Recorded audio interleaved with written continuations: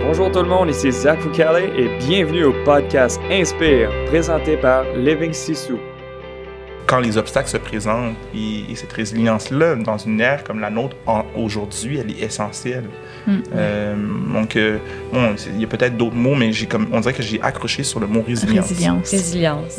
Now, what are you going to do 1 year from now? What are you going to do 2, 3, 4 years from now so that we could achieve that 5-year goal?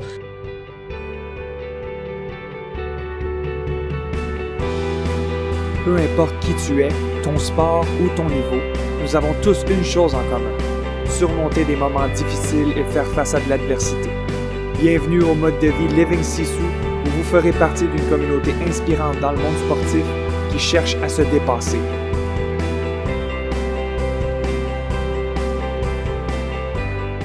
Salut, moi c'est Emna. Moi, c'est Daph. Et bienvenue au podcast Inspire. Aujourd'hui, on est vraiment fiers de vous présenter cette entrevue-là avec Fabrice et Viral de Pour 3 points.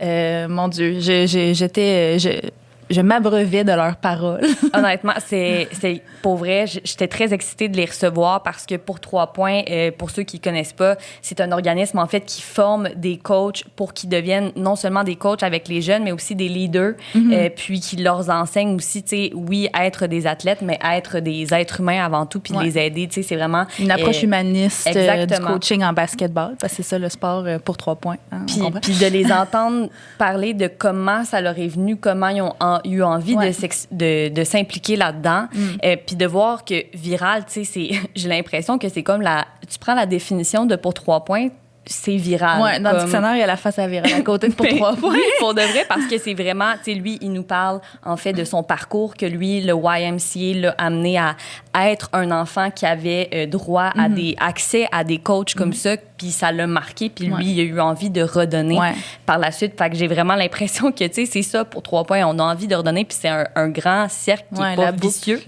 Mais la boucle, tu l'as bien dit, puis on voit Viral, on voit Fabrice qui regarde Viral parler de ça, puis je lui pose la question, puis on entendra sa réponse, mais tu sais, quand tu regardes ça, tu te dis... Hey, j'ai-tu accompli de quoi? Ben oui, vraiment. Fabrice qui chose. est le cofondateur, puis Viral qui est devenu coach, dans le fond, avec Pour 3 points. Puis Fabrice le regardait avec des étoiles dans les yeux, puis des fois, il s'arrêtait, puis il était comme, excusez, ça me fait vraiment plaisir. Qu'est-ce que Viral, il dit? Puis c'était vraiment beau. Pour vrai, vous ne serez pas déçus de ce podcast-là, je pense. Puis j'ai beaucoup aimé de la façon que Fabrice était, tu sais, posé, mais vraiment aussi dans le moment présent. Puis je pense que vraiment aussi, lui, appréciait la conversation. Honnêtement, j'ai l'impression que c'était, tu sais, donnant, puis on appréciait beaucoup. Puis j'ai été très émotive aussi à un certain moment. Pour moi, les inégalités raciales, on en a parlé là-dedans, puis ça m'a beaucoup touchée. Ça me touche beaucoup, mais là, d'en parler comme ça à quatre, j'ai l'impression dans une conversation assez privée, j'ai envie que vous soyez émus à votre tour. Puis aussi, là, on ne sera pas juste larmoyant. Hein?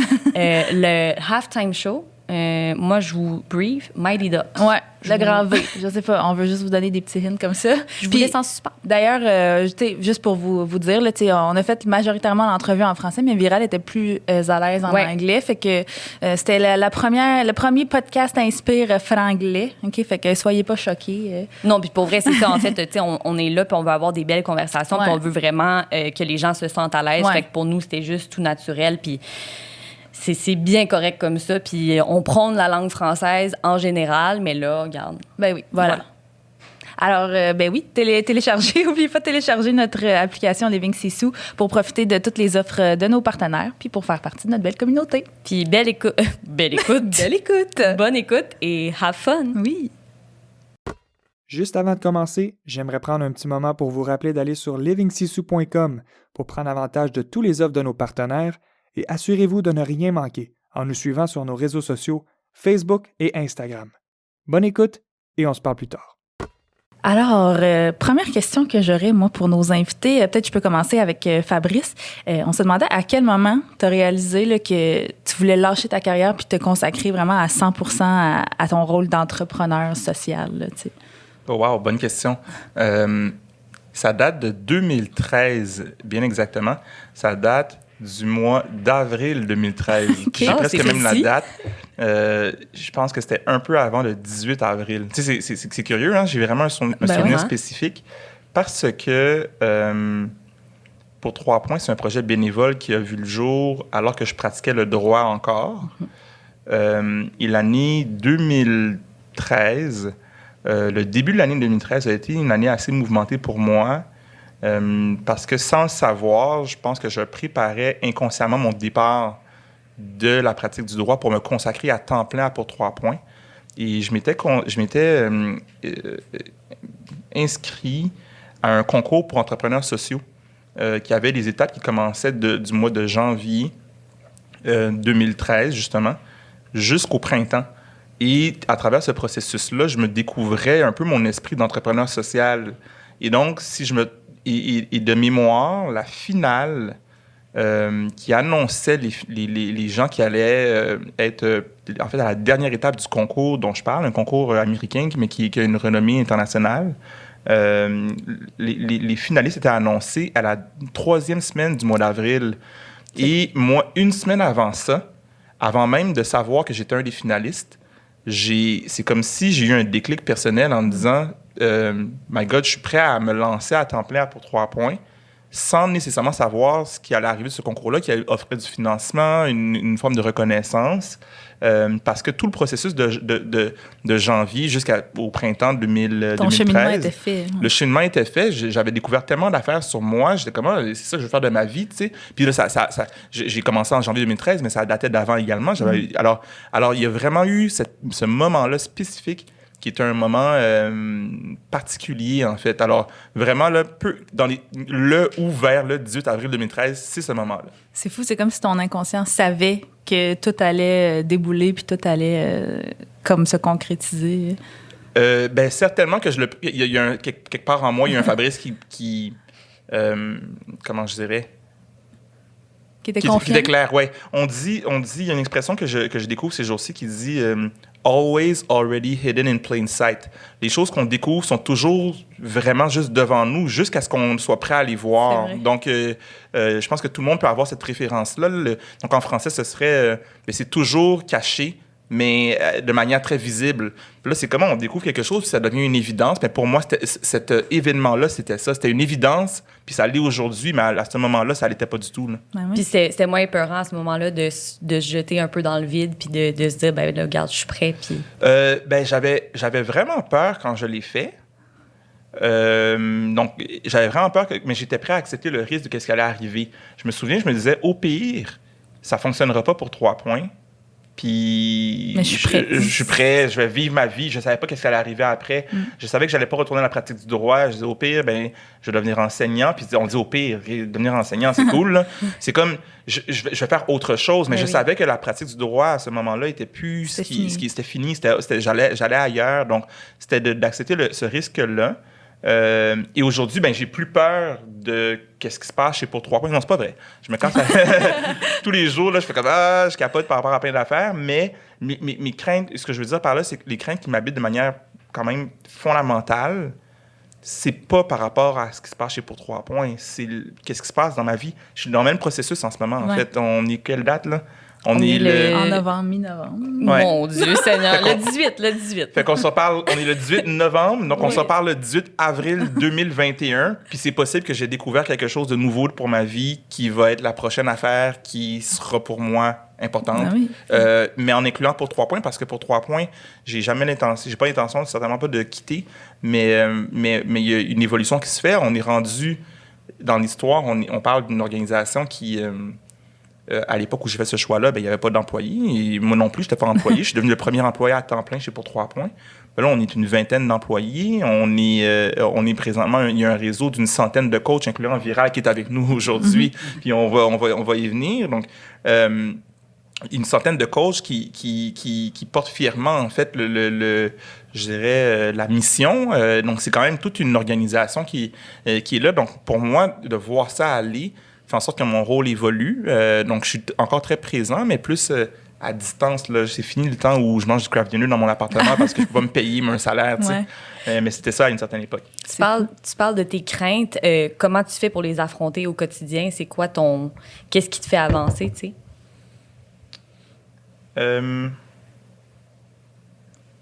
Je pense que ce que je fais en ce moment me fait avancer. Prendre le temps de réfléchir. Je prends des fois des pauses puis de me questionner sur c'est quoi que je vis. Et donc, des fois, en leadership, on parle d'être dans la danse et sur le balcon en même temps. C'est des concepts, d'ailleurs, qu'on explore dans le cadre des formations chez Pour 3 points. Et ce que ça veut dire, on pourrait dire être dans l'action et sur le balcon, c'est de dire, moi, je suis là, puis j'ai ma peur, ça peut être une émotion, la colère, peu importe, mes pensées, mes préoccupations, et de prendre la peine de me questionner sur...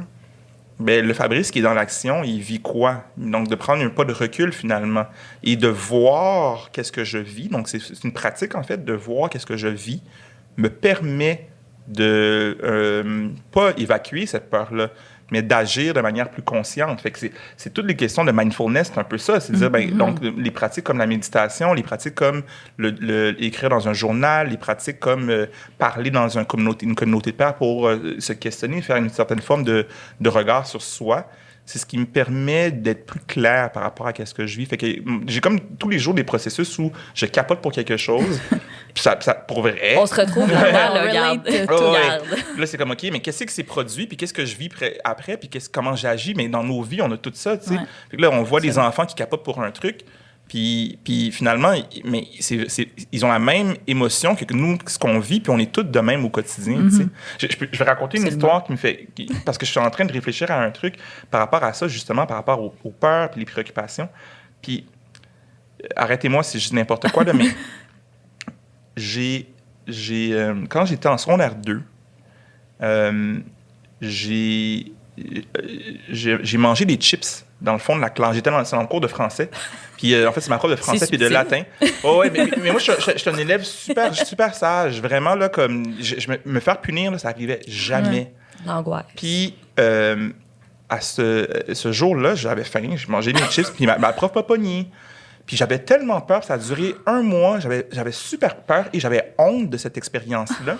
Puis, j'avais tellement peur que un mois plus tard, c'était la réunion des parents. Puis, ma mère, elle m'emmenait à l'école. Puis j'étais dans l'auto avec ma mère, puis là, je lui ai révélé que j'avais mangé des chips dans la classe. Secret. J'avais peur de ce que la prof allait dire durant la réunion. Ma mère, elle a dit « OK, cool, merci », tu sais. Puis j'étais comme soulagé de l'avoir parlé. Puis en fin de journée, quand ma mère, je l'ai vue, elle était comme, mais non, qu'est-ce qui s'est passé? Puis elle dit, mais ta prof, elle a trippé, tu sais, elle trouvait ça écœurant, comment tu agissais en classe et tout. Puis je dis, ouais, mais les chips, elle dit, ouais, mais elle l'avait oublié. Fait que ça montre à quel point, comme gars de secondaire 2, moi, c'était la pire affaire au monde d'avoir mangé les chips dans une classe. Mais aujourd'hui, on en rit, tu sais. Mais le regard des autres est différent. Fait que naviguer à travers ça, pour revenir à ton... je sais pas qui posait la question, mais c'est un peu ça. C'est vraiment cette question-là de prendre le temps de regarder qu'est-ce que je vis. Puis c'est difficile, mais de dire comment est-ce que je peux le voir autrement avec peut-être plus de recul, tu sais. Le Fabrice d'aujourd'hui qui dit au Fabrice de secondaire 2, ben tu as mangé des chips, c'est chill, man, ça va. C'est quand même quelque chose qui peut être une évidence, mais pour Fabrice secondaire 2, pas du tout. Clairement, c'est vrai qu'on est collé dessus. Mais oui, c'est ça. Puis on se fait des montagnes aussi, là, parce qu'on le vit intérieurement puis tout. Mais quand tu prends le temps de sortir du recul, un peu, c'est ça, d'avoir du recul sur la situation. Ouais. Et c'est ça qu'on fait avec les coachs chez Pour 3 points, en fait. C'est que c'est vraiment d'abord et avant tout de se regarder soi, dans l'action pour être capable d'exercer son leadership de manière positive, c'est fondamental. J'ai hâte d'entendre Viral là-dessus. Je sais pas, on y arrive. Je suis comme, parlez-y aussi. Oui. Mais Viral, toi, t'es coach Pour 3 points depuis combien de temps exactement? Ça a commencé quand? L'année passée, mars. OK. Donc, presque un an. Tu préfères la sélection ou à quelle référence tu fais? Quand on a commencé l'entraînement, c'était mars, non? Cette année. Au mois d'août. Oh, wow. Ça passe vite, ça passe vite en bonne compagnie. On était ensemble au mois d'août. Tu vois, il a pris un recul, il s'est dit, mon Dieu. Ça passe vite. C'est ça. Puis dans le fond, qu'est-ce qui t'a attiré dans la mission de Pour 3 points? So essentially, I'm actually a worker for the YMCA, and we're in collaboration with Pour 3 points. And essentially, they brought this to one of our meetings, and they were like, because you guys are involved with youth and doing coaching and stuff like that, they brought this up to us, and I thought it was such a great mission that they have and what they do. So I was like, I want to give it a shot and try it out. And the things that they do, and I've done research on them before. I wanted to go to their training, and I've seen different coaches and different testimonials that other coaches had done. And I was like, I would love to do this experience, especially because I was doing coaching for all sorts of different sports. I was doing boxing for part-time, helping some guy at a gym. And eventually I thought, while doing this training, I was like, I want to become a proper boxing coach and learn the proper way, be a humanistic coach. And and that's exactly their mission, right? Is enforcing this humanistic. Oh my God, I'm joking. C'est un mot compliqué. Exactly. So enforcing that type of way with the youth, because a lot of the times nowadays coaches are very rough on youth, and it's actually a Tough huge love that's mentality. Yeah. they say that, but a lot of the times it's not helping the youth development either in the sports wise or just in general, like growing up. Yeah, and we see a tendency that this mindset is tend to change. And that's it. And I feel like even being a youth worker at the YMCA, not only did it help me in my career for wanting to be a boxing coach, but also as a youth worker, the different aspects that I've learned throughout this training has, I think, shaped me as a different type of outreach worker. Ça Il est tellement différent, je t'interromps, excuse-moi. Non, il est vas-y. tellement différent que c'est arrivé au mois d'août, puis il pense que c'est arrivé en mars. oui. C'est comme, c'est une nouvelle personne. Mais c'est ça, tu parles beaucoup du YMCA. Dans le fond, la plupart des gens, je pense, on connaît le YMCA comme les gyms, mais il y a vraiment un travail en arrière de comme social work. Veux-tu nous en parler un petit peu? So a lot of the people think that the gym is just, the YMCA is just a gym, but it's actually more than that. There's a community behind it. The sector I work in is community initiatives, and we run a teen zone. I'm the coordinator of the teen zone, so we run different types of programming for youth that are 12 to 17. Different sectors target different types of things, but essentially I coordinate the youth center in the West Island. Super intéressant. C'est fou à quel point, tu sais, oui, vous le faites pour les jeunes, mais ça vous forme aussi à devenir des humains. Tu le dis, tu as été transformé par ça. C'est quand même un cheminement aussi en tant qu'être humain que tu fais au final. Yeah, 100%. Puis qu'est-ce qui t'a... ça peut être une question pour les deux. Là. Qu'est-ce qui vous a poussé à vous consacrer à la réussite des jeunes? T'sais, qu'est-ce qui vous motive à vous lever le matin? Là? C'est de savoir la que motivation derrière. faites un If you don't mind me changement. going, so essentially, I'll give you the story of my life, essentially. So growing up in high school, I was struggling with a lot of subjects, and I had gone to my guidance counselor, and they told me there's this place at the YMCA called D-Zone, which is the center that I went to. So 14, 15-year-old me struggling with math went to this program. Honestly, what caught my attention was free food. So I was like, they got free food there. I'm there. Exactly. So I had gone there. They had helped me. And I ended up getting my finals back with a 96%. And I was like, wow. I guess these people are doing something good for me, right? So I continued going. And eventually, I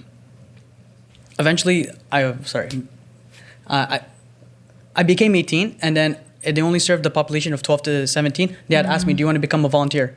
I became a volunteer. Through there, a couple of years later, they're like, you're doing a good job. Would you like to be an animator? So like, would you like to continue doing the same thing you're doing and get paid? I was like, of course. Why not? So then from there, I was working part-time while I was in school. My dream was to become in business. Like business was one of my main goals. I wanted to go do all that.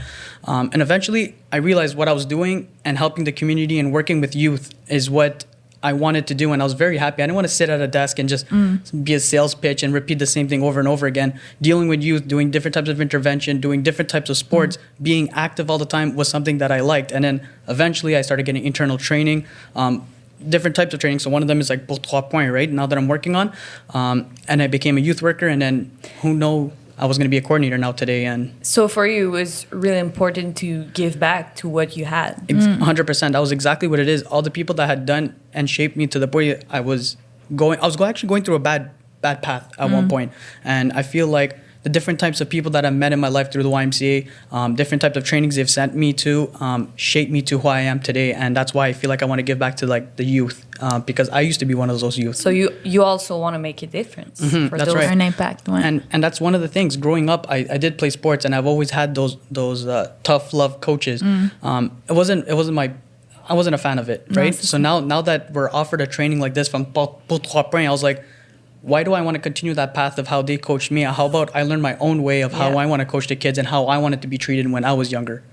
Puis toi, Fabrice, comment c'est arrivé? C'est drôle parce que la première chose qui m'est venue à l'esprit en entendant Viral, c'est comme, qu'est-ce que je vais dire? Ben, comme lui. C'est comme, première chose, j'ai rien à dire de plus parce que c'est vraiment plus un. Puis c'est fascinant pour moi de dire ça parce que ça me remplit de joie, en fait, de t'entendre. Parce que si on revient un peu à mon parcours, de la solitude, puis je dis la solitude, il y avait quand même un groupe de bénévoles qui étaient impliqués dans le contexte de Pour 3 Points, mais c'était pas une organisation aussi établie qu'aujourd'hui.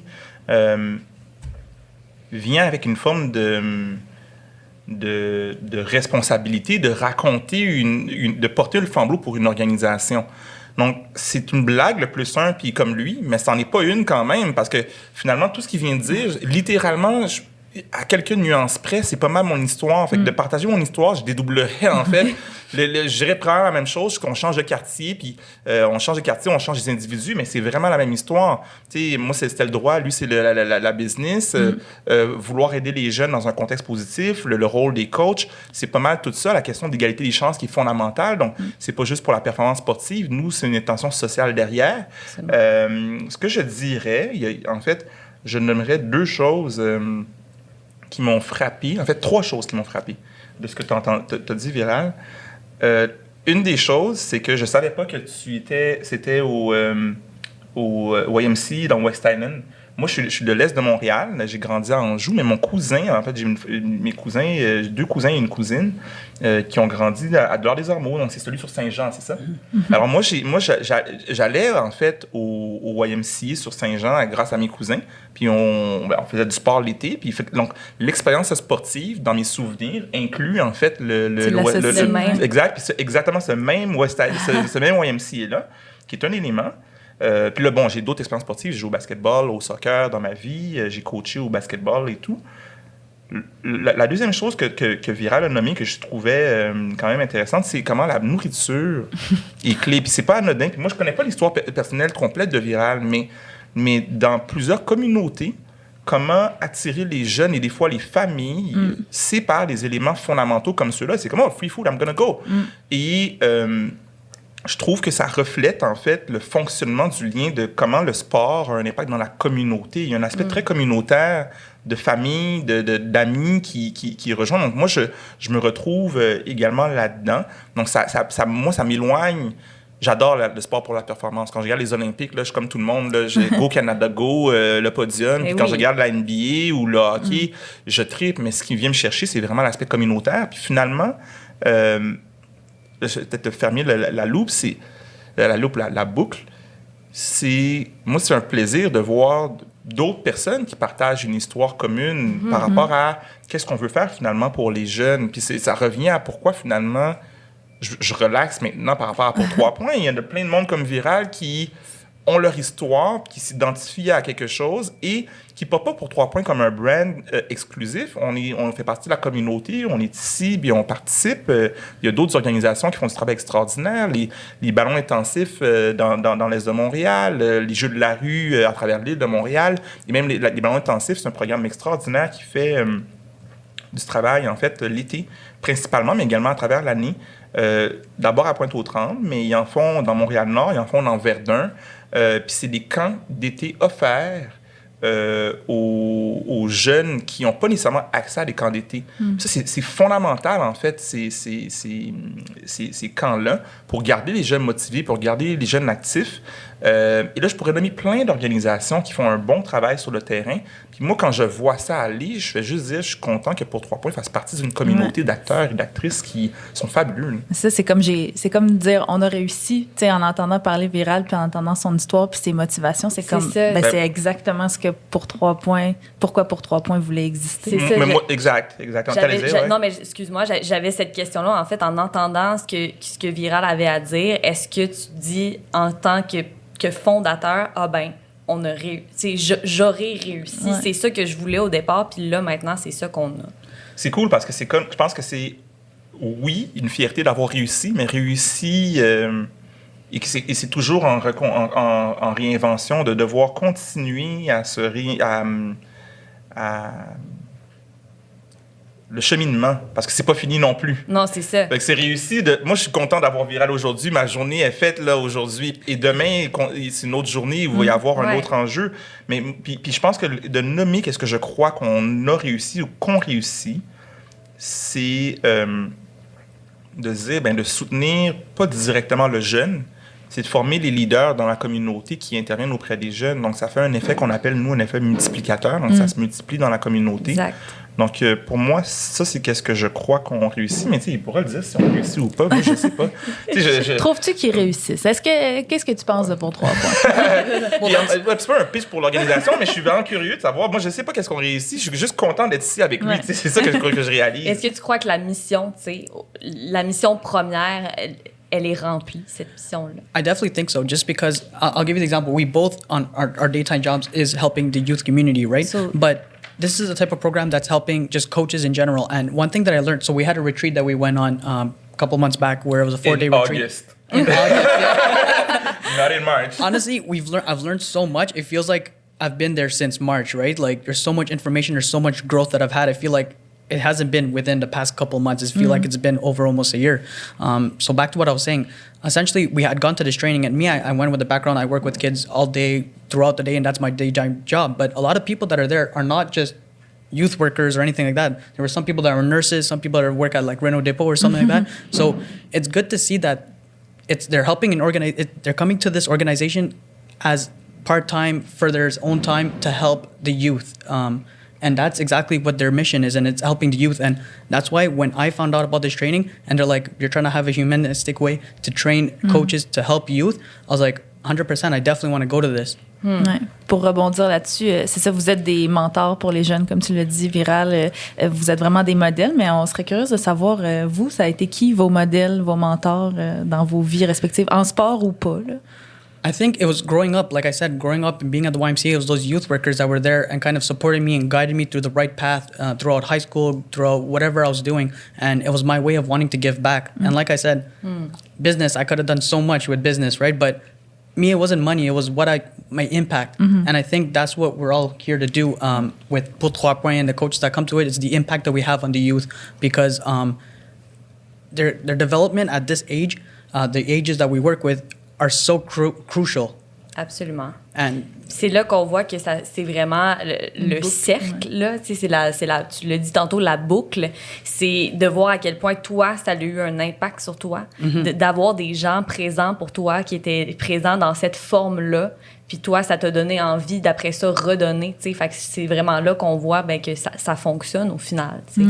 And it's funny because we go to these trainings and we have different meetings and we meet with other coaches. So we're not only just learning from their organization, we're meeting through the other people that are even there participating in it. For example, struggles that I'm having with my youth and my coaching style is same thing that I've noticed other coaches have, and maybe other coaches had that problem in the past, and now we're all connecting together and using that information and kind of sharing our stories like, oh, this is what I did at this time. For growing together. Exactly. And it's so great to be connected, and we've met people from Quebec City, like throughout Quebec, we're meeting different types of people. Being an Anglophone and the training was all in French, all the coaches, the staff there were so like easy to going with. They were helping me if there's questions I didn't understand. They were able to translate it for me. For me, it was a great experience being an Anglophone coming to a French training. So it was a big community. Yeah, no, for sure. Ben, l'aspect communauté est important. Je trouve ça vraiment drôle. Comme t'as nommé We met people from Quebec City comme si c'était genre l'autre bout du monde, tu sais. Mais ça, c'est important, je trouve, parce qu'on croit à la question de la communauté. Et il manque de ça, je crois, dans le monde en général, au Québec en particulier, d'espace où des gens d'horizons différents peuvent se rencontrer. Donc, c'est pas anodin que une personne anglophone, Viral, était bilingue, en fait. Tu parles anglais aujourd'hui, mais je le nommerais aussi. C'est pas que le monde nous écoute, dit « Hey, l'anglais, il parle juste anglais. » Non, il parle français aussi. Mais non, il entend nos questions, c'est ça. Il comprend nos questions. Et il le parle, en fait. Ouais. C'est une question juste d'aisance. Puis moi, je pense que je suis très content qu'on puisse faire ça, puis de naviguer à travers ça. Et de voir à quel point c'est précieux quand même que, justement, il y a du monde de la Ville de Québec ou d'ailleurs qui se rejoignent. On se parle d'enjeux. Quand on parle d'enjeux de discrimination dans nos formations, ben c'est pas confortable, là. C'est bien inconfortable quand on le fait, mais ça tisse un sentiment de communauté. Fait que ça, c'est une chose qui me vient à l'esprit par rapport à quand je t'entends. Puis par rapport aux mentors, moi, mes parents, mes grands-parents, du côté maternel, étaient présents à la maison. Donc, mon grand-père est décédé quand j'avais 14 ans, ma grand-mère en 2017, un peu plus récemment. Mais j'ai donc eu 4 parents à la maison. Mes oncles et tantes font partie de ma communauté de mentors. Mes coachs, bien sûr, en font partie. Donc, les coachs que j'ai eus ont été extraordinaires. En fait, c'est ceux qui ont inspiré mon développement. Quand j'étais au secondaire, j'étais minuscule, le gars qui avait peur de manger des... Imaginez le gars qui avait peur de manger de sa poignée quand il mangeait des chips. Donc, comment je devais être petit, gêné, tu sais, c'est comme comment mes coachs ont pu m'aider là, à dire, hey, comme chill out, là, prends confiance en toi. Fait que mes coachs au secondaire ont été fabuleux. Puis on croirait pas ça de toi aujourd'hui, là. Tu sais, on te regarde. T'as l'air très à l'aise avec des ruffles. Exact. Ben, c'est comme le Fabrice, c'est comme le balcon, c'est le Fabrice qui parle à l'autre, mais qui est quand même le même petit gars gêné de l'enfance, mais au moins qu'il le regarde avec plus de recul. Fait que ça a eu un impact significatif quand même. Tout à fait. Donc, mes coachs, définitivement, puis là, je pourrais en nommer plein. Je pourrais parler aussi des gens qui m'ont accompagné quand j'étais avocat. J'ai pratiqué 5 ans et demi, puis la rigueur au travail que j'ai développée à travers mes mentors dans le contexte de la pratique du droit. Puis bon, il y aurait plusieurs personnes. Et je terminerai même, c'est peut-être une recommandation que je fais. Il y a un gars qui s'appelle John Wood, qui est un Américain, qui est un ancien exécutif chez Microsoft, qui a écrit un livre, plusieurs livres, mais un qui était marquant pour moi quand je réfléchissais au potentiel de quitter la pratique du droit, donc en 2012, avant le 18 avril 2013. Il a écrit un livre qui s'appelle « Leaving Microsoft to Change the World ». Et lui, son histoire, c'est qu'il a quitté son poste chez Microsoft pour fonder une organisation qui s'appelle Room to Read, qui soutient l'éducation des enfants à travers le monde. C'est une organisation extraordinaire, puis c'est un entrepreneur social de haute qualité. Puis moi, j'ai eu l'occasion de rencontrer John. Il est venu à Montréal faire des conférences, bon, et on a un lien distant. Puis et son mentorat est particulier parce que je lui écris un email, puis il m'envoie une ligne, puis c'est soit de l'encouragement...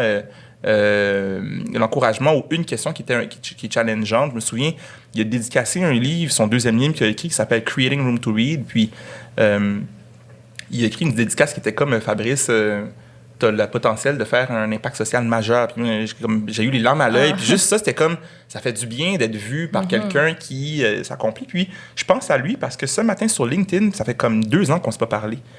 J'ai partagé une publication.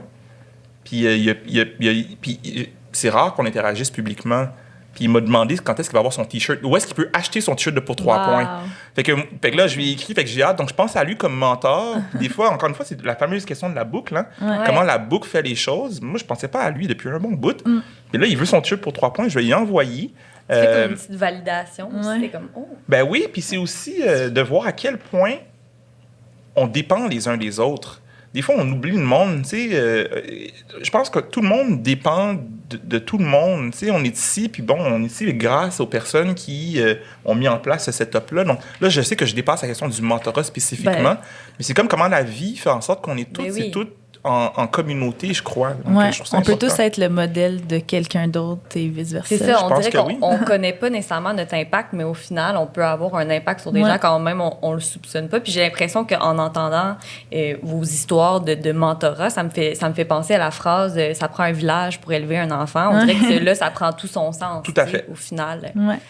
On arrive à peu près à la moitié de notre podcast. On a un segment qui s'appelle Halftime, mi-temps, où est-ce qu'on a des questions un peu plus en rafale, donc moins à développement. Là, on veut, tu sais, toujours dans l'optique d'apprendre à vous connaître un petit peu. C'est notre segment GOAT. Donc, Greatest of All Time, on va vous demander des questions sur qu'est-ce que vous pensez qui est le Greatest of All Time dans ça. Wow! Ça, c'est toujours cool, ça. Cool. Alors, je commencerai par t'en as parlé un petit peu, ça sera peut-être ça ta réponse.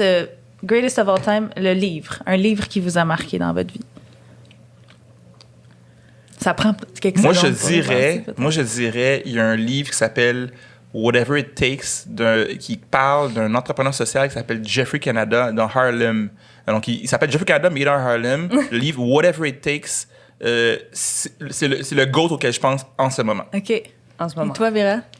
Honestly, I didn't read a lot of books growing up. Honestly, it could be science fiction, whatever. But one of them that I really liked growing up was Lord of the Flies. I don't know if you guys heard about it, with a bunch of kids that get stranded on an island. Cut his throat. Yeah. His blood. Yeah, that's it. I really liked it just because what I like is the growth. And with youth, like it was an island, it was only youth there, and they were able to kind of set up their own rules and everything. It got out of hand once in a while, right? But they were able to kind of do it. And I believe that with the youth that we have in this generation nowadays, they could do them themselves. They don't really need adults to kind of guide them. I think with the right guidance to one or a couple of youth, they could have their own little crew. And they could, exactly. Absolument. Votre film ou série sportive préférée de tous les temps?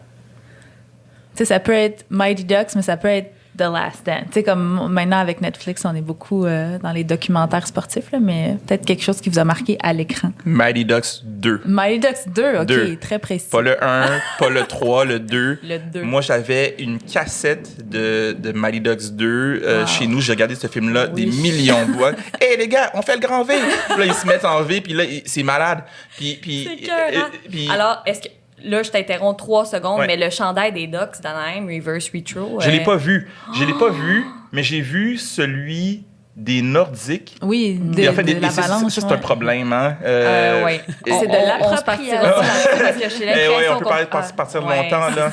J'ai l'impression que c'est de l'appropriation. Mais on va aller au premier niveau d'appropriation. Que le Colorado fasse ça, moi, ça me fait mal au cœur. Ouais. Donc, je sais que c'était pas méchant. C'est très divisé. Il y a des gens qui ça les rend Je pense que c'est l'humoriste Léa Streliski qui a écrit sur Twitter. C'est comme si ton ex te revenait dans ta face. Là, ouais, un peu. Comme... Ouais, exact. Ça fait mal. Avec le chandail que tu y avais acheté, genre, il y a eu 8 ans. C'est voilà. Ça. Mais Mighty Ducks 2. D'accord. For me, it would probably be Gridiron Gang. Just the reason, like the movie, right? It was a bunch of youth growing up, and they were in correctional. They were going through the system, and people gave up. They had no hope in them. But eventually, with the right coaching and the right person to follow with them, they were able to succeed and end up doing so much, right? And a lot of the youth, yes, they ended up falling back into the wrong path. But the amount of impact that they did on most of that teammates was incredible to me. C'est fou, on remarque une tendance là, chez Viral. Ça fait très longtemps que tu penses à tout ce youth work, je pense, là, même inconsciemment. C'est ça, c'était dans les films que tu aimais, dans les livres que tu as lus. Ouais, je pense que tu peux être fier de ce que tu as accompli, puis ça t'habite depuis longtemps, je pense. Ouais, moi, je trouve ça incroyable. Ça me permet juste de dire n'importe quoi. moi je trouve ça incroyable parce que, puis je reviens, c'est un moment de joie pour moi d'entendre un lien avec la mission. Puis moi, je parle de je pense à juste un peu. Moi, j'ai du fun de grand V. Je pense à White Man Can't Jump. Comme ça aussi, c'était bon, White Man Can't Jump, avec Wesley Snipes, puis l'autre acteur, je sais pas si c'est comme... mais tu sais, moi, je pourrais aller dans le même sens puis dire que j'adore les boys, là. C'est pas très édifiant, on peut se dire, mais regarde, moi, j'aime bien ça. Oh, ouais. Mais c'est des bons livres, en fait c'est pas des bons livres, c'est des bons films, c'est juste que je fais juste penser au plaisir que j'ai avec vous autres en ce moment. C'est ça que je veux dire. Ben oui, voilà. C'est touchant. Ben mon Dieu, on aime ça. Nous aussi, on a bien du fun. Ben oui, moi, je sais pas, les ESPN 30 for 30, là, les films que je trouvais tellement... 30 on 30. J'oublie tout le temps le nom, mais c'était... Tu sais, moi, je suis pas particulièrement une fan de basket dans la vie. Là, je l'ai jamais suivi. Mais je voudrais que ces temps-ci, je me dis... Le sport qui va le plus avec mes valeurs, c'est le basket. Fait que je devrais plus le suivre, ou en tout cas la ligue... professionnelle qui va le plus avec mes valeurs, mais bref. Puis ce documentaire-là, c'était 2 Yougoslaves, Serbes, j'ai oublié, là, je sais pas si ça vous dit quelque chose. Je l'ai pas cette saison-là. Ah, non, mais... Parce que j'en demande une à Noël. Là, on le mettra dans le lien, on le mettra en super en dessous ici. Non, mais c'est l'histoire de 2... J'ai envie de dire Yougoslaves parce que c'était il y a longtemps. Des Européens de l'Est. Oui, voilà, qui sont arrivés, qui ont joué dans la NBA et qui ont réussi là, à sortir de leur petit pays pour jouer dans la NBA. Puis il y en a un des deux qui est décédé. Puis là, on voit comme toute l'histoire de comment c'est arrivé. Oui, puis t'es hyper talentueux. Oui. Son nom m'échappe, mais c'était un bon, un excellent joueur. Ouais, fait que les ESPN 30 là, c'est des bons films. Oui, j'en demande un. D'ailleurs, papa, si tu m'écoutes. Noël s'en vient. Vos Ultimate GOAT, les athlètes. Ça, là, y en a-tu un? Un qui vous a marqué. Il n'est pas obligé d'avoir une justification. So, my brother growing up, we used to watch football all the time. He loved Brett Favre, but since I started watching football, it was Aaron Rodgers for the Green Bay Packers, and that's now my team. So, greatest of all time, Aaron Rodgers. Aaron Rodgers. Good. Fabrice de 2013 serait pas content de ce que Fabrice de 2020 dit. C'est vrai, OK. Mais Fabrice de 2020 dit LeBron James. OK. Et ça, là... Fabrice de 2013, t'en vois. Je comprends qu'il y a beaucoup de choses en jeu, là. Oui, vraiment, là. LeBron James, très brièvement, j'ai profondément détesté LeBron James, pas comme la personne, mais le vilain qu'il représentait quand il a quitté Cleveland pour aller à Miami. I'm taking my talents to South Beach. Puis après ça, de dire je vais gagner pas not one, not two, not three, but not 7 championships, de croire qu'avec Dwayne Wade puis Chris Bosh, il va devenir le gars qui va dominer en fait la NBA, ce qui n'est pas arrivé en passant, et ça c'est important de le nommer. Donc une forme de détestation pour moi de la vanité que LeBron James avait et a encore aujourd'hui, je crois, mais je peux pas faire autre chose que d'honorer le fait que malgré les défauts qui sont encore présents, vraiment je pense que des fois son égocentrisme transparaît un peu, ça demeure un leader incroyable. D'un, son talent est indéniable. Donc, il n'y a pas un joueur qui transforme une ligue. N'importe où il va, ils deviennent des finalistes et des champions. J'ai l'impression qu'on lui pardonne beaucoup à cause de ça, tu sais. Qu'on lui pardonne... qu'on lui pardonne cette certaine vanité-là ou cette arrogance-là parce qu'on se dit, il peut se le permettre. Oui, puis je pense aussi qu'il a évolué comme personne parce que je pense qu'il n'aurait pas fait ce qu'il a fait dans le passé. Je pense qu'il a même pris position publiquement, si je ne me trompe pas, à ce sujet-là. Donc, je pense qu'il demeure qui il est, mais il apprend comme tout le monde. Puis il avait quel âge à ce moment-là? Il était début vingtaine. Le gars, ça te monte un peu à tête. Exactement. Puis l'autre chose, c'est que comme leader au plan social, ce gars-là, c'est fascinant. Mais, donc, on est très critique, je crois, comme le milieu sportif envers LeBron James, l'athlète, mais il ouvre des écoles, il ouvre sa private school à Cleveland. L'impact qu'il a eu à mobiliser les gens, à influencer, par exemple, les enjeux qui concernent les communautés noires. C'est pas le seul qui l'a fait. Colin Kaepernick avant et d'autres. Mais il utilise les plateformes puis il continue. Les élections ont eu lieu. Il a célébré ça, mais il dit c'est pas fini, il faut continuer. Donc, il y a quelque chose de précieux dans sa manière de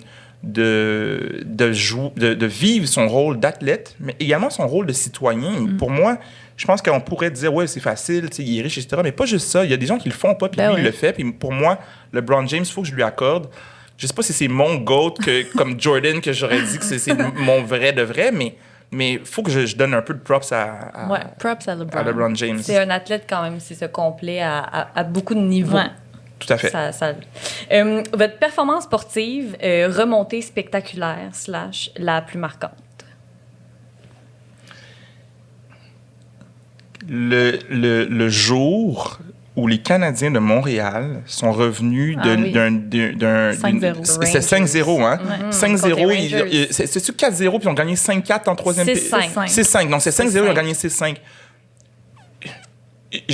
C'est drôle, je connais la performance, je ne l'ai pas vue parce que j'étais à ce jour-là avec des amis dans le centre-ville et on est allé prendre un verre. Puis après ça, ces deux amis-là, ils étaient deux, dont un, c'était l'anniversaire.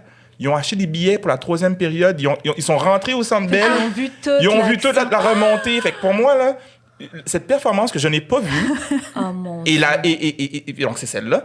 Et il y aurait aussi le retour de le comeback de moins 18 des Lakers à l'époque de Kobe Bryant et Shaq contre les Kings de Sacramento en finale de l'Ouest. Je pense que c'était le 7e match. Ils perdaient par 18 et ils sont revenus pour gagner. Ils ont gagné le championnat de la NBA. Ce serait l'autre également. Wow. I definitely think the same thing that he said when the Habs were down. I was actually downtown then, and then we were at like a bar just having some beers, and everyone went crazy through Crescent. We all ran down to the Bell Center. Everyone was going insane. C'était comme notre Coupe Stanley. Ouais. En tout cas, pour les gens comme moi qui n'ont pas vécu la Coupe Stanley une fois dans leur sainte vie, j'avais l'impression que c'était comme... On se raccrochait. Là, tout à fait. On était quelque chose. Un match de saison régulière. Yeah! Moi, à l'époque, j'étais comme dans mon pic folie, obsession sur le hockey. Là, puis j'avais mes cours de danse les mardis soirs, fait que je ratais systématiquement les matchs du Canadien. Mais moi, j'étais assez intense pour les enregistrer. Puis pas comme Canadien Express, là, qu'ils font un résumé. Non, j'enregistrais les 3 heures. Puis là, fallait que j'arrive chez moi sans savoir le score. Fait que comme mon père écoutait la radio, moi, j'étais comme, tu baisses le volume de la radio. Je veux pas savoir le score. Puis je voulais l'écouter de A à Z, mais là, on a comme oublié. Puis le truc jouait, puis Martin McGuire au 98.5, hurlait. Puis j'étais comme, Martin, il capote pas, mais j'avais aucune idée de ce qui s'était passé dans le match. Puis j'ai comme, ils ont gagné 6-5. Ils ont gagné 6-5, c'est correct. J'arrive chez moi, je suis comme, c'est la plus belle chose que j'ai jamais vue de ma vie. Kovalev, les pattes en l'air, puis Koivu qui saute dessus. Ouais, c'était un beau moment. Les images de ça sont restées gravées. On va s'en rappeler longtemps. genre toute notre vie. Là. Mon Dieu, on s'égare. Oui, segment GOAT. C'était fantastique. J'ai adoré vos réponses. On y a touché un petit peu avec LeBron, avec la mission pour 3 points. Tu sais, avec tout ce qui s'est passé cet été, l'espèce de ressoulèvement du mouvement Black Lives Matter, les luttes des inégalités raciales qui sont revenues au cœur de... En tout cas, pour nous, ils sont tout le temps là, mais on dirait qu'au Québec, c'est là que c'est comme revenu dans l'actualité. Pour 3 points, vous êtes des personnes racisées. Pour 3 points, un travailleur de première ligne dans les luttes aux inégalités raciales. Est-ce qu'il y a des moments de découragement, des fois, quand on voit que c'est comme tout le temps un travail à recommencer pour les luttes raciales, puis que vous êtes des acteurs, vous avez des jeunes racisés sous votre aile? Est-ce qu'il y a des moments où vous êtes comme « Ah! » At first, I didn't realize how bad it was, you know? And I didn't believe in humanity to be that bad, right? So I thought it was like in America, in other countries. But then when I finally started noticing it happening here at home, not just in Canada, but in Montreal, in our cities, in our municipalities, that's when I was like, what's happening? What are these people thinking? What's causing this, you know? And that's when it really hit home, you know?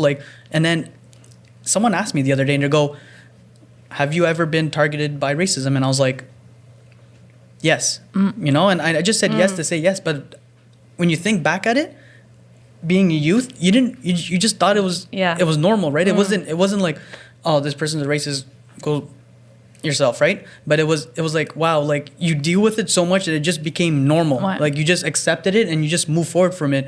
And sometimes it sucks because some people are not able to do that, and some people fight back, and some people fight back in the wrong way, and it just ruins us, you know, it makes us look bad again. And it's really, and we talked about this at our retreat, and it got really emotional for a lot of us because we face it so much. And you don't realize, like in different parts of Montreal, everyone was from Quebec, from Canada, and you heard so many different stories coming out, and we're like, it's so bad that we have to deal with this all the time. Ouais, ben, puis moi, ce qui ça me touche la question de la normalisation, en fait, du racisme. C'est tellement présent. Merci de l'ouverture. Non, mais c'est comme Vira l'a dit, tu le vis, mais tu t'en rends même pas compte. Puis c'est quand tu réfléchis que tu dis, ah ben oui, finalement, puis c'est pas normal. C'est dans l'air qu'on respire, tu sais. Puis ça, c'est sûr que ça... c'est ça qui est insidieux, hein. C'est pas comme quelque chose qui... c'est pas quelque chose qui est évident. Certaines personnes ont vu le documentaire Briser le code, auquel je suis un des instigateurs, qui parle d'enjeux liés au racisme. Puis c'est justement ça, il y a des dynamiques invisibles. Puis au point de départ, puis je le disais avec un sourire, puis le réalisateur, il voulait faire filmer des situations de racisme avec une caméra cachée, donc c'est un homme blanc. Puis on a eu des conversations. Je dis, tu trouveras pas ça avec une caméra, mais il a fini par comprendre que ça se passe pas de même. Non, c'est insidieux au point où on s'en rend même pas compte. Puis des fois, ça devient justement des choses qu'on découvre plus tard. En fait, c'est ça que je vivais et c'est ça que je vis en ce moment. Et moi, ce qui me donne espoir, c'est que par rapport au désespoir, c'est qu'il y a à petite échelle et à grande échelle des individus et des groupes qui prennent parole, qui cherchent le dialogue, qui prennent action de toutes sortes. Il y a eu dans les derniers jours les Billy solidaires qui se sont des anciens élèves et des anciennes élèves d'Henri Bourassa à Montréal-Nord. Je dis non, c'est assez. Il y a Woodstock à Montréal-Nord qui fait un travail, et plus largement, qui fait un travail extraordinaire. On pourrait en nommer plusieurs. Quand je pense à Adib Al-Khalidi, qui est un artiste fabuleux. En fait, Adib, lui et moi, on a des conversations parfois par rapport aux enjeux liés au racisme, puis on l'a vu à Tout le monde en parle récemment. Ouais, son discours était... sensible, intelligent, puis il y a des choses... Et c'est pas que les personnes racisées, parce que Émile Bilodeau, qui est un artiste engagé, Émile, moi, je le connais depuis très peu. mais il représente pour moi la jeune génération. C'est comme un Félix Leclerc en devenir et un Félix Leclerc qui est de son temps puis qui comprend les dynamiques qui incluent en fait les dynamiques des autochtones, qui incluent les dynamiques de la réalité des personnes racisées. Il prend il porte souvent son chandail pour 3 points en fait. Exact. Puis moi, alors c'est drôle parce que à chaque fois que je le vois porter son t-shirt pour 3 points, c'est comme une surprise pour moi. Tu sais, à la Saint-Jean, je savais qu'il allait porter son t-shirt pour 3 points, mais je savais pas qu'il allait porter son macaron contre la loi 21. Mais là, j'étais tabarnouche. Le gars, il est doublement engagé. Tout le monde en parle. Il portait un autre t-shirt pour 3 points. Puis dans la communauté, c'est un gars qui est super humble. Il est présent. Il a la même cohorte que Viral. Puis bon, il parle pas du fait qu'il chante puis qu'il est connu. Tu sais, il est présent comme membre de la communauté. Donc, je suis fier de voir qu'il y a différentes personnes qui sont connues, moins connues, qui gravitent autour de nous, qui travaillent avec nous. Et moi, ça me donne espoir que de génération en génération, les choses vont s'améliorer. Fait que c'est moins un découragement, mais plus un message comme d'espoir qu'on avance. Il y a une certaine... Ouais, puis le matin, je suis découragé pareil. Je suis comme découragé, mais c'est la même affaire. C'est toujours la même affaire, comme je parlais tantôt. C'est une forme de découragement. Puis c'est OK, minute, comment tu deals avec? Qu'est-ce qu'on peut faire ensemble? De réfléchir, de prendre soin de soi aussi là-dedans. Le découragement, c'est comme ça peut vouloir dire, prends une pause, puis tu sais... mange des céréales, regarde Netflix. Puis c'est très dans l'air du temps aussi en ce moment. Là. Je pense qu'on apprend à prendre soin de soi de plus en plus. Avec la pandémie, ça nous a forcé à prendre un step back puis à réaliser aussi qu'il y avait des choses dans nos quotidiens qui ne fonctionnaient pas aussi. Puis je pense que les gens sont de plus en plus ouverts à cheminer. Tout à fait. Là, je me trompe peut-être. Je peux peut-être... en travers mon chapeau, mais j'ai l'impression que c'est ça, tu sais. On a Living Sisu. En fait, Sisu, c'est un mot en finlandais qui détermine, en fait, détermination, résilience, courage, guts, grit, ténacité, inspiration, motivation, persévérance. Qu'est-ce que là-dedans, qu'est-ce qui résonne le plus chez vous, le mot qui vous parle le plus, puis pourquoi?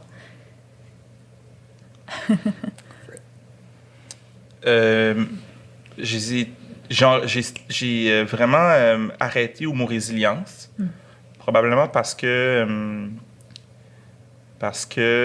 ça fait partie du travail de Pour 3 points de soutenir la résilience, ultimement, de tous les humains qui gravitent dans l'écosystème, mais particulièrement des jeunes. Donc, il y a quelque chose dans ce qu'on développe comme habileté de vie chez les jeunes. Essentiellement, ça converge vers la capacité à nous, on parle de caractère.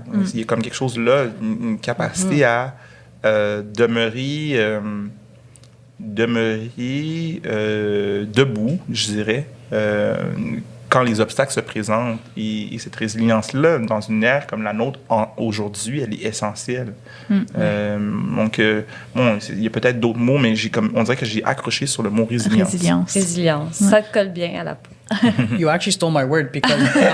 you let me speak first? Yeah, well, that's it. I gave it to you and then spoken first. Yeah, exactly. Actually, growing up at the Y, I never knew what resilience was. And I only started going later on in my high school year, and they explained to me the word resilience. And essentially, with that word, we kind of mapped out our life. And he said, what were different low parts of your life and high parts of your life? And then he just told me, tell me situations. And from there, we kind of made a timeline from it. And he told me, I've lived resilience without even knowing it. Yeah, because sometimes we think that it has to be something very big that we just move on from. And that's exactly what it was. It was like a graph, and it was going up and down, up and down, up and down. And when there was something down that happened in my life somewhere, I went down the wrong path. There was something I did to kind of benefit myself and go right back up. So I love that word so much. I use it with the youth all the time, and that's one of the words I actually use the most with the youth. Is resilience. And I ask them, "Do you even know what that means?" No, and then I get them to do the exact same exercise they had run with me, and I'm making them aware. C'est ça, parce qu'ils l'incarnent sans même s'en rendre compte. Mais c'est ça, tu sais, puis de se rendre compte, je pense, très jeune, de la force intérieure qu'on peut avoir. Ça peut nous mener tellement loin par après. Et deux choses à ce sujet-là, c'est drôle, ça me motive à préciser que c'est pas rester debout, c'est être capable de se relever quand on est à terre aussi. Donc, c'est pas juste rester debout. On a le droit de tomber. Va tomber, on peut tomber et comment tu te relèves quand t'es tombé, tu sais, ou tu restes à terre, tu te prends un break et tu te relèves. Donc, il y a ça. Et justement, ça, c'est démontré, la résilience, en fait, elle agit en prévention des enjeux de santé mentale. Parce que quelqu'un qui est capable, justement, de se concentrer sur sa sphère de contrôle, sa sphère de maîtrise, sans être désemparé un peu trop des facteurs externes, c'est un facteur de protection essentiel par rapport aux crises de santé mentale ou les défis de santé mentale. Donc, on parle beaucoup de santé mentale en ce moment. Ouais. Et en prévention, soutenir la résilience, c'est clé. Oui, absolument. C'est très beau. Je suis vraiment, franchement, les gars. Les gars, on fait le grand V! Je voudrais vous demander... Non, mais merci pour ça. C'est tellement des belles discussions. Ben oui, puis je voudrais peut-être... Mais on dirait que vous y avez touché comme la résilience. Vous l'avez incarné tout le long du podcast. Mais quel héritage vous voulez laisser derrière? Quelle empreinte? Là, si vous partiez demain matin, là, God bless, là, on veut pas, mais si vous étiez plus là demain matin, qu'est-ce qui vous rendrait fier là, d'avoir dit, OK, j'ai laissé cet héritage-là derrière? No, you go first. Yeah, I'll definitely go first. I think one of the things I would want to leave behind is achievements, right? Achievements was a huge thing growing up for me, and one thing that I learned was find achievable goals.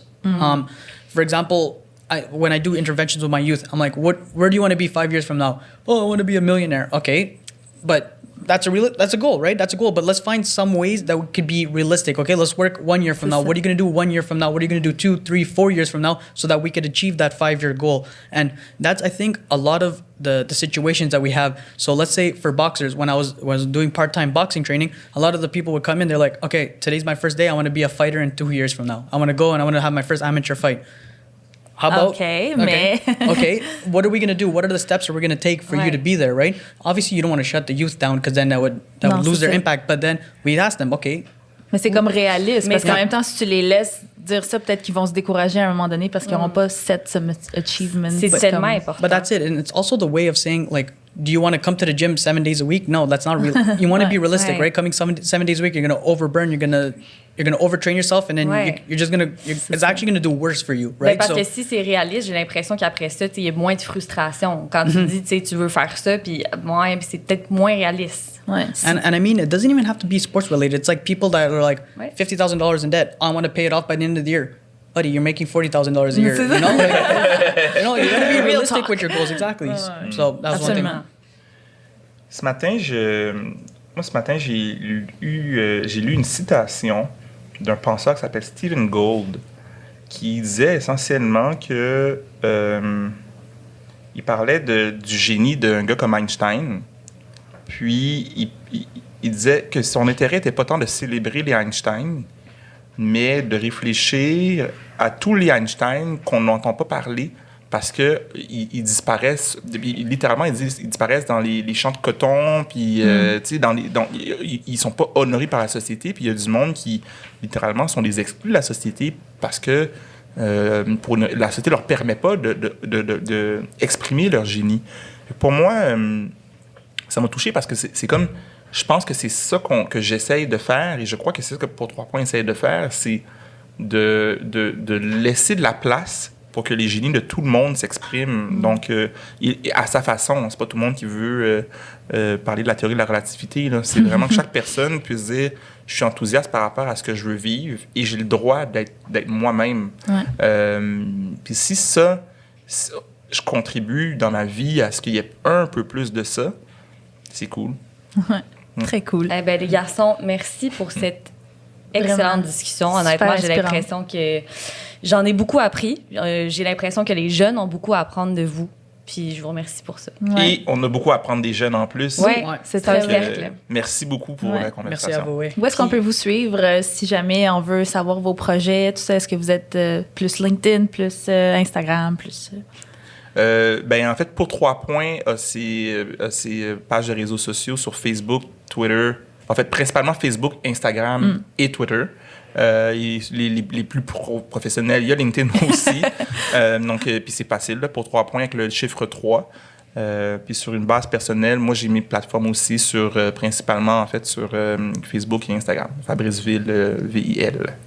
Yeah, for me, if anyone wants to reach me, Varel OJ Decide. OJ is what actually my name that they call me at the Y. So OJ. Honestly, I don't even know how it started. Cool, man. That is badass. Someone just called me that. It just picked off, and now even like on my business cards at work, it says Varel OJ Decide, and I was like, wow. What? People even ask me, they're like, how did you even get this on a business card? Resilience. That's it. That's exactly That's what it is. This is who I am now, OJ. Yeah. So on Facebook, Varel OJ Decide, or on Instagram, it's OJ_youth worker. Parfait. Génial. Merci beaucoup. les garçons. Merci. Thank you. Merci. Donc, c'est tout pour aujourd'hui. Merci beaucoup, Fabrice et Viral, pour l'entrevue. Vraiment exceptionnelle. Daphné Emna, vraiment, vraiment cool. J'ai adoré le vibe français-anglais. C'est pas quelque chose qu'on voit souvent dans le monde des podcasts. C'est soit juste en français, juste en anglais, en espagnol, en italien, mais un mix des deux, des fois, c'est assez cool. Donc, merci beaucoup les boys. Super intéressant. On a vraiment hâte de travailler avec vous, avec Pour 3 points dans nos projets futurs. Et juste avant de vous laisser partir, n'oubliez pas d'aller sur livingsisu.com, prendre avantage de tous nos nouvelles offres qui entrent à tous les semaines avec nos nouveaux partenaires sur les réseaux sociaux, Living Sisu, sur Facebook, Twitter, Instagram. Donc, passez une super belle journée. On va se voir la semaine prochaine avec un autre ou une autre invité de qualité. Donc, on se parle plus tard. Passez une super belle semaine. Salut tout le monde.